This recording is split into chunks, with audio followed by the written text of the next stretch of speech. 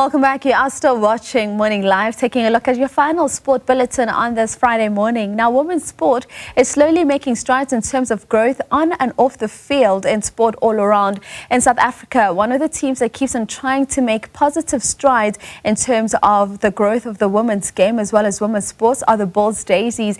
Now, to talk to us about this, we are joined by one of their players, Naima Hlatshwayo. Naima, a very good morning to you. Thank you so much for joining us this morning. Good morning, guys, and welcome to You can look at me, don't worry. How are you? I'm very well, thank you. Naima, speak to me about your journey and how a young Naima gets into playing the sport of rugby.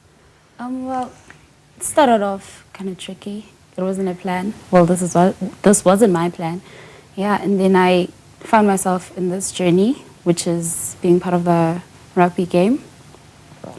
I would say it's tough. That's all. It's tough. And is it tough because of just it being so physically taxing on you as a player, or are you speaking to it all around in terms of just psychologically tough in terms of the competition you have at the Bulls Daisies, because we know you guys are some of the best players in the country. So speak to me about some of those challenges that you do come through as a young woman playing rugby for one of the biggest franchises in the country. I'd say it's tough mentally and competition as well, because I'd say I'm playing with, my team is compiled of Springbok players, so I also have to look at that as, as something. Now, challenging part is that most people would say it's competition, but it's not competition. I see it as a learning area. Yeah.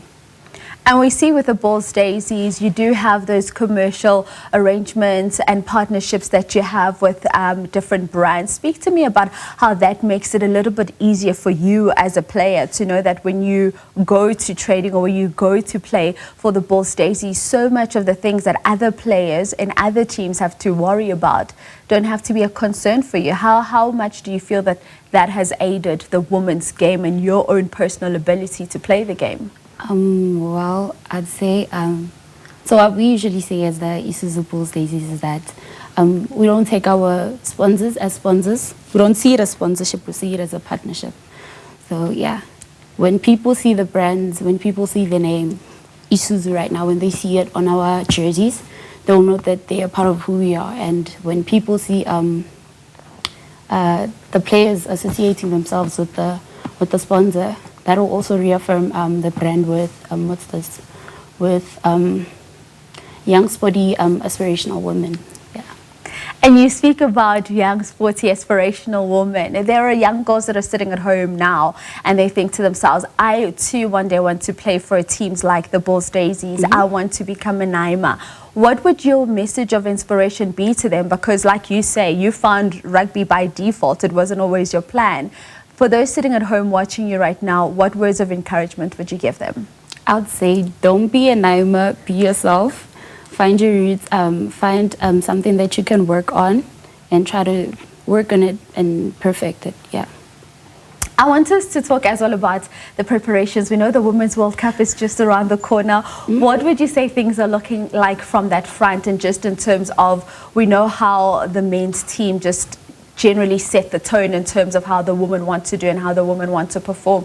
What would you say those preparations are looking like at the moment? I'd say they're looking quite well, because I think previous 2 weeks, the Springbok women were playing against Canada, which is like the second best team in the world. So I'd say it looked pretty well because the score difference wasn't that major. Yeah, it wasn't that big. And as I start wrapping up with you, Naima, how important would you say the support is from the franchise itself when you're at the Bulls Daisies? We know that sometimes you guys will have the men's team being curtain raisers for you, where generally people would say, why are the men curtain raisers? Because many would say the men are a bigger brand, but that's not how you guys see it internally. And internally, the men and the women get the same treatment. How important has that been for you in your journey? With how things are now, I wouldn't say that, With how things are now, I'd say that the Isuzu Bulls Daisies is not, how can I put it?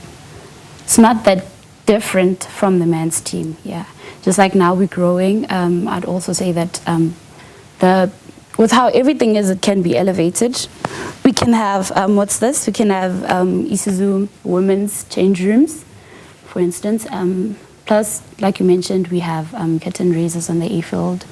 And 50% of our games, of our home games, are already being on linear TV.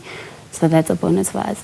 So I'd say logistics-wise, we're in the right track. We're on the right track. We just need what's this?